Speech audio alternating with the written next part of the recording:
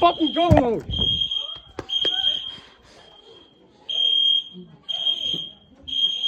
It's fucking go mode.